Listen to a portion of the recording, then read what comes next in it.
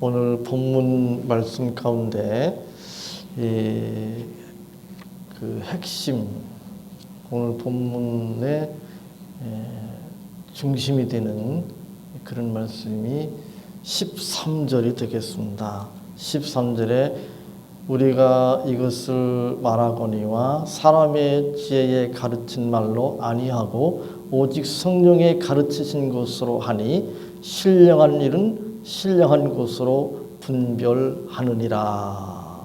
이 말씀이 오늘 말씀의 중심 구절이 되겠습니다. 이걸 다르게 말하면 신앙적인 것은 예수 그리스도의 십자가의 복음은 신령한 것은, 신앙적인 것은 세상적인 것으로, 인간적인 것으로 판단할 수 있는 것이, 분별할 수 있는 것이 아니다. 이 분별이라고 하는 단어를 사용했는데 14절에 보면, 15절에 보면 14절에 이제 분변, 13절에서는 분별, 14절은 분변, 15절에서는 판단 두 번 나오죠. 이라는 단어를 사용했는데 이 단어는 같은 단어입니다. 같은 단어. 그래서 제가 가지고 있는 영어 성경에 보면 다 understand라고 하는 단어를 사용하고 있습니다. 이 단어가, 헬라어 단어가 영어로 또 여러 가지 단어를 사용하는데 제가 이렇게 찾아봤습니다. join together, 또 combine, understand, compare, interpret, explain 이런 여러 가지 단어들을 사용합니다. 제가 왜 이걸 소개하는가 하면 분별 또는 판단이라고 하는 의미를 잘 이해하기 위해서 좀 필요하다 생각이 되어서 소개를 합니다. 이 무신론자들 또는 자기가 예수님을 믿는다고 하지만 진보적인 소위 자유주의 신학자들, 그들은 영적인 것을, 십자가의 복음을 세상적인 지식과 논리로 이해하고 설명하고 해석하고 분별하고 판단하려고 합니다. 제가 올 한 해 동안 계속 읽는 책이 있습니다. 어떤 책인가 하면 무신론자들의 책하고 무신론자들의 그 주장이 얼마나 잘못되었는지를 비판하는 책들을 읽고 있습니다. 한 100권 가까이 이렇게 읽고 있는데 참 답답하다는 생각이 들어요. 이 포여바흐나 니체나 러셀이나 도킨스 같은 사람은 세계적인 아주 물론 그분들이 책을 쓰고 그 책들이 많이 팔린 그런 것도 있지만 학문적으로도 상당히 탁월한 사람들입니다. 대단한 사람들입니다. 보통 사람들은 그 사람들의 주장에 대해서 그 주장이 잘못되었다고 하는 것을 지적하기가 참 어렵습니다. 특별히 제가 지금 언급한 이 네 사람은 무신론자들이고 반기독교, 안티크리스트 그런 입장에 있는, 기독교를 공격하는 입장에 있는 사람들입니다. 그들이 성경도 인용합니다. 기독교 역사도 인용합니다. 그러면서 기독교를 공격하거든요. 하나님은 실제로 존재하는 것이 아니라 만들어졌다. 인간의 환상이다. 인간의 생각이 투사된 것이다. 이런 이야기들을 합니다. 그러면서 그것을 나름대로 논리적으로 이렇게 설명을 합니다. 그리고 그 책을 읽고 많은 사람들이 감탄을 합니다. 맞아.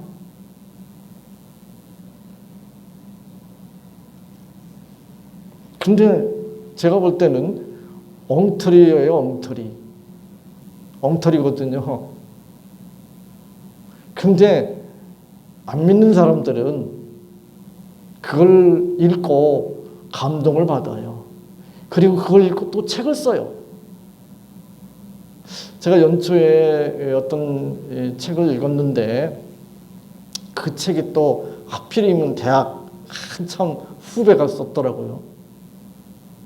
근데 아주 독특한 주장을 하는 것 같은데 결국은 이 무신론자들의 주장을 가지고 성경을 해석하는 거죠. 그러니까 왜곡될 수밖에 없습니다. 신앙적인 것, 영적인 것을 십자가의 복음을 이 세상적인 어떤 것으로 비교하거나 해석하거나 이해하거나 설명하거나 연결시킬 때 그 영적인 신앙적인 십자가의 복음은 왜곡되거나 축소되거나 또 거짓된 주장을 할 수밖에 없습니다. 근데 그것은 그냥 안 믿는 사람들이니까, 불신자들이니까 뭐 그렇다 쳐요. 그렇다 쳐. 근데 믿는다고 하는 사람들이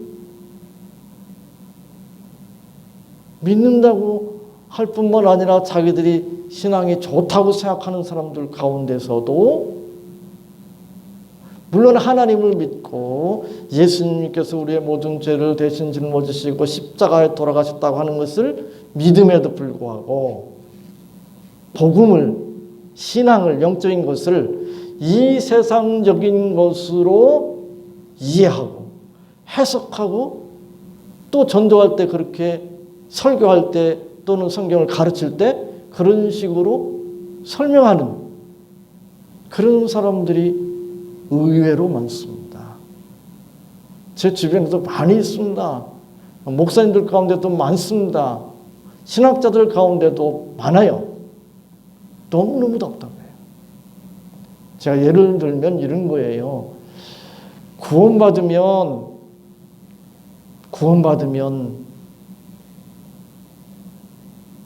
건강하게 살 수 있고 또 물질적으로 부유하게 살 수 있다. 이렇게 이해하는 사람들이 있어요. 그렇게 전도하는 사람이 있어요. 구원을 그렇게 설명한다니까요. 제가 같이 공부했던 지금 목사님 됐는데 그때 전도사님이었는데 저보다 나이가 뭐 한 10살에서 한 20살 가까이 이렇게 차이가 나는, 제가 늦게 이제 공부했으니까. 그런 전도사님이 있었는데 아주 큰 교회, 대형 교회의 전도사였습니다. 근데 그분이 신학 공부하고 이제 박사과정 공부하는데 그 전에 이제 목사 안수 받을 수 있는 모든 과정을 다 마쳤어요. 근데 목사 안수를 받아야 되는데 기간이 딱 되면, 조건이 되면 목사 안수 받잖아요. 신학 공부하고 목회하려고 하니까. 근데 그분은 안 받고 있었어요. 고민하고 있었어요. 그게 이제 좀 개인적으로 이야기를 나눠보니까 무슨 고민이 있는가 하면, 무슨 갈등이 있는가 하면 자기가 이렇게 교구를 하나 맡아가지고 이렇게 그 성도들을 성경 말씀을 이렇게 가르치고 그러는데 그 가운데 어떤 권사님이 계신데 그 권사님은 참 신실하고 또 신앙생활도 열심히 이렇게 하는데 그 남편이 사업이 안 되는 거예요. 사업이 안 돼. 너무너무 힘들어. 그래서 그 권사님이 늘 기죽어 있는 거예요. 내가 신앙생활을 잘 못해서 제대로 못해서 하나님께서 복을 안 주셔서 우리 남편이 사업에 계속 이렇게 실패하는가 봐. 그렇게 생각한다는 거예요. 아니 권사님 그게 아니에요. 아무리 설명해도 못 알아듣는 거예요. 근데 또 다른 권사님이 있는데 그 권사님은 신앙생활을 제대로 안 한다. 뭐 열심히도 안 하고 그런데 남편이 사업이 잘 되는 거예요. 그래서 막 기세가 등등한 거예요. 그리고 간증한다는 거예요. 자기가 막 신앙생활 잘해서 믿음이 좋아서 자기 남편이 이렇게 막 사업에 뭐 이렇게 하나님께서 복 주셔서 잘 된다는 식으로 이야기한다는 거예요. 권사님 그게 아니에요.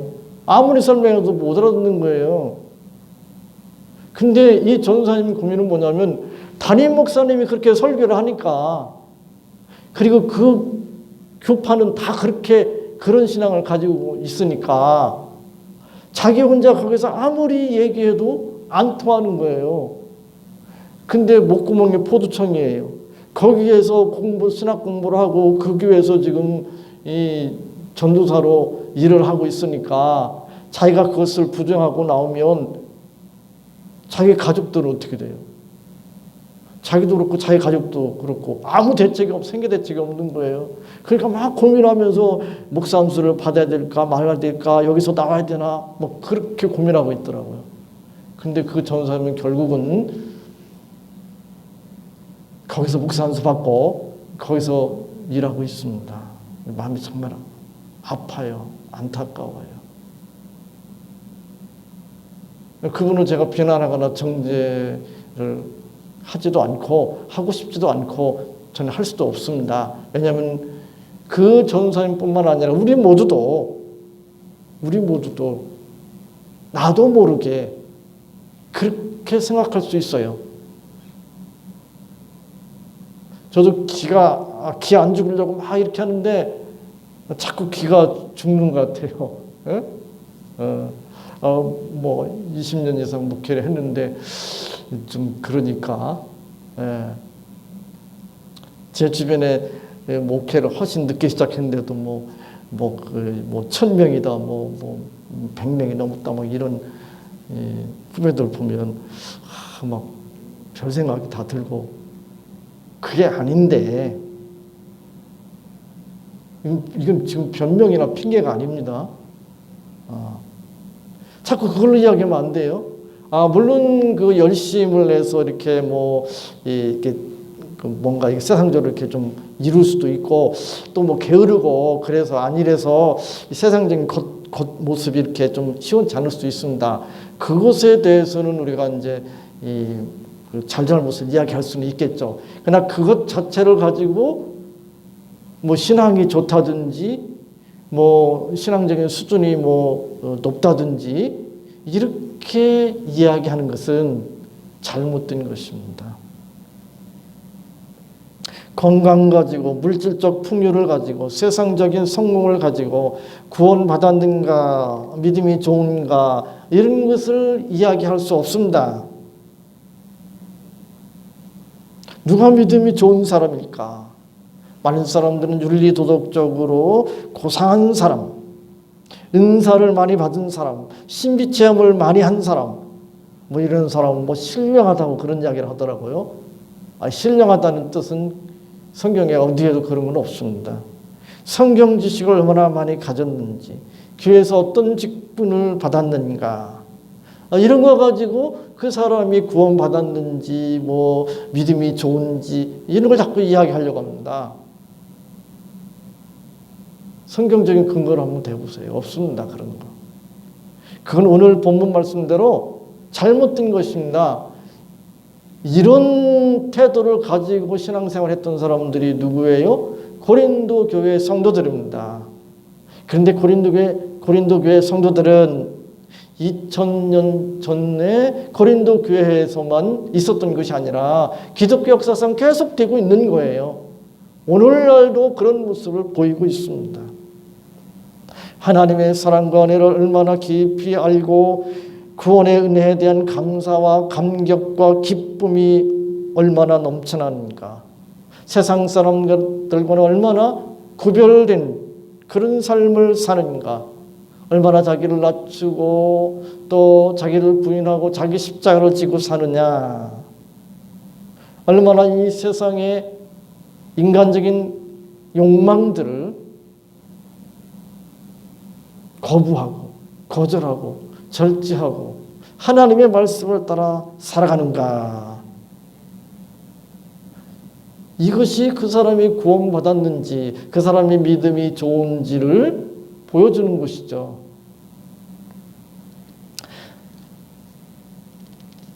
물론 그렇다고 해서 윤리도덕적으로 고상한 삶을 살거나 은사, 또 신비체험, 성경 지식, 직분, 또 무슨 전도, 헌금 이런 것이 중요하지 않다, 필요 없다 그런 이야기 아닙니다. 그것도 필요하고 매우 중요합니다. 만일 이런 것이 아무것도 없다면 윤리도덕적으로 고상하게 살고 또 은사를 받고 신비체험을 하고 성경에 대한 지식이 있고 직분을 받고 또 전도도 하고 헌금도 하고 이런 것들이 아무것도 없다면 그 사람은 사실 구원받은 사람인가 의심이 들 수 있습니다. 이런 게 없다면 이걸 가지고 구원받았는가 믿음이 좋은가를 판단할 수는 없지만 이런 것이 전혀 없다면 뒤집어서 이 사람이 구원받았는지 믿음이 있는지 좀 의심할 수는 있습니다. 그러나 제가 말씀드리려고 하는 것은 그 자체가 필요 없다거나 중요하지 않다는 의미가 아닙니다.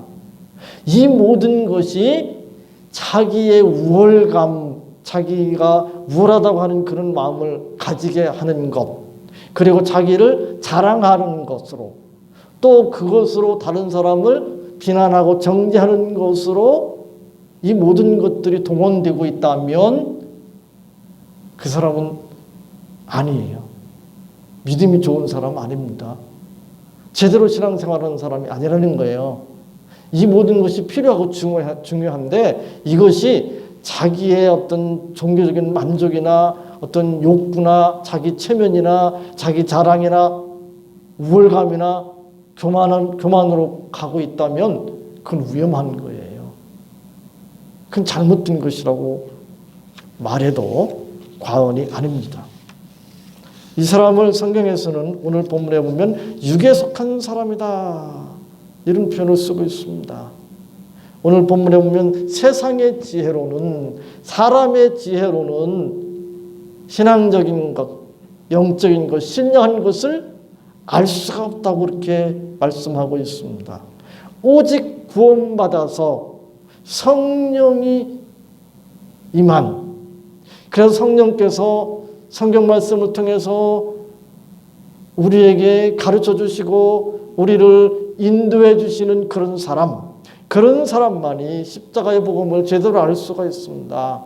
영적인 것을 제대로 분별할 수가 있습니다. 오늘 11절에 보면 사람의 사정을 사람의 속에 있는 영 외에는 누가 알리요. 이와 같이 하나님의 사정도 하나님의 영 외에는 아무도 알지 못하느니라 라고 말씀합니다. 하나님의 일은 하나님의 영 외에는 알 수가 없습니다. 인간의 경우도 인간의 속마음을 잘 알 수가 없잖아요. 그죠? 그 사람 표정이나 말이나 행동 가지고 이게 나름대로 이렇게 추측하고 짐작하지만 얼마든지 연극할 수 있습니다. 쇼할 수 있단 말이죠. 그죠? 야, 내가 믿었는데 저렇게 나를 배신해? 그 얘기는 그 사람 표정, 말, 이런 거 행동하는 걸 볼 때 저 사람이 나를 생각하고 나를 위하는구나 라고 생각했던 거잖아요. 근데 어느 날 보니까 아니잖아요. 배신하잖아요. 그 사람 마음을 몰랐던 거잖아요. 자기 마음을 터놓고 얘기하지 않으면 모르잖아요. 그래도 인간은 어느 정도 어느 정도는 이렇게 짐작할 수 있습니다. 그죠? 그래도 그 사람 말이나 이렇게 행동이나 표정이나 이런 여러 가지를 봐서 종합적으로 해서 어느 정도는 이렇게 이제 짐작을 할 수가 있어요. 그러나 이제 정확히는 모르죠. 그죠? 사람의 속 깊은 생각과 마음을 감추고 있으면 모릅니다. 하나님은 더욱 그렇잖아요. 그러니까 하나님의 일은 하나님의 영이 아니면 알 수가 없어요. 성령께서 우리에게 감동을 주시고 우리를 이해시켜 주시고 가르쳐 주시지 않으면 알 수가 없어요.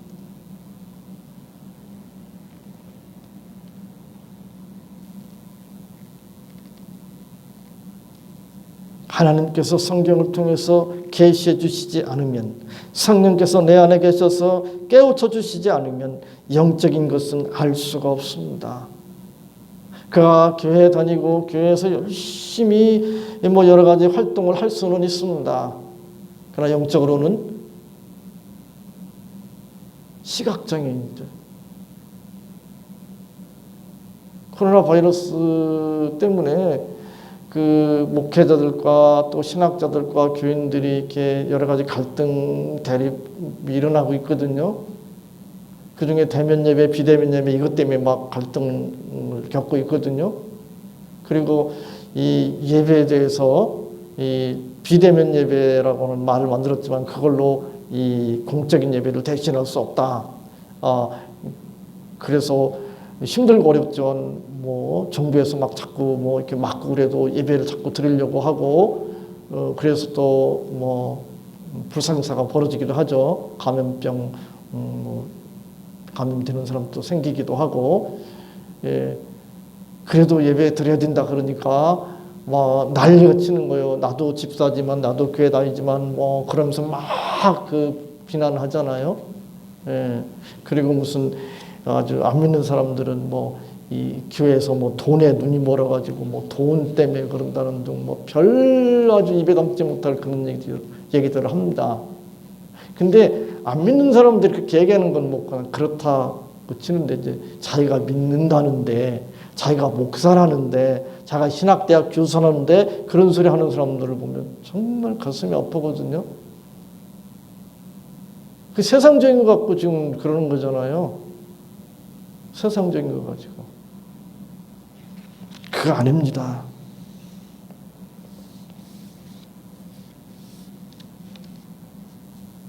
고린도 교회 성도들은 자기를 자랑하고 우월감을 가지고 다른 사람들을 무시하고 정죄하고 분쟁했습니다. 싸웠습니다. 그런데 고린도 전서 후서를 보면 고린도 교회에 은사가 넘쳤습니다.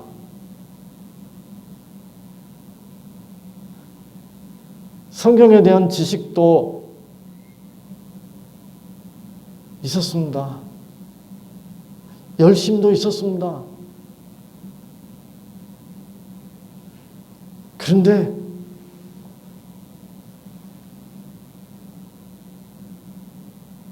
자기들이 은사 받은 거, 자기들이 체험한 거, 자기들이 직분 받은 거, 또 자기가 누구한테 세례 받은 거, 이런 거 가지고 우월감 가지고 자랑하고 또 이 자기가 이렇게 잘났으니까 다른 사람들을 지배해야 된다는 그런 교만한 마음을 가지고 다른 사람들을 무시하고 비난하고 정죄하고 그랬잖아요. 서로 잘났다고 싸우고. 이건 아니잖아요. 한국교회도 고린도교회처럼 자신의 지혜와 능력과 노력과 업적으로 성경을 알고 신앙이 성숙해지고 그렇게 생각하고 있는 사람들이 많이 있잖아요.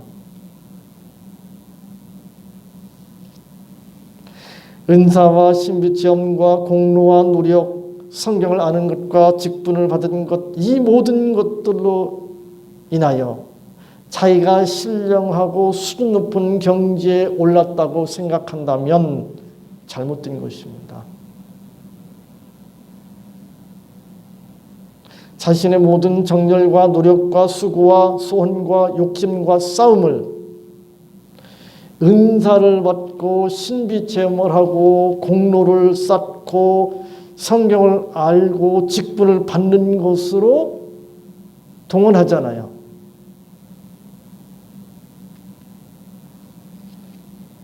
그 제자 훈련 한다고 그래가지고 뭐 1단계, 2단계, 3단계 해서 막 교회에서 뭐 이런 거 저런 거 하는데 이 많은 경우에 그거 해가지고 뭐 교회에서 뭐 직분 받으려고 그리고 그렇게 해서 또 목사님이 또 직분도 주고 뭐 이런 거 하거든요.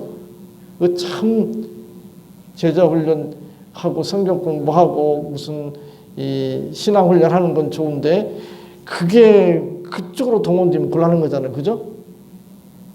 1단계 한 사람보다 2단계 한 사람이 1단계보다 2단계 한 사람이 더 신앙이 성숙한 사람, 3단계 한 사람 더 성숙한 사람, 그리고 2단계, 3단계 한 사람, 1단계 한 사람, 또 안 한 사람은 우월감 가지고 뭐 이렇게 지도해야 되고 가르쳐야 되고 이런 식으로 이제 가버리잖아요.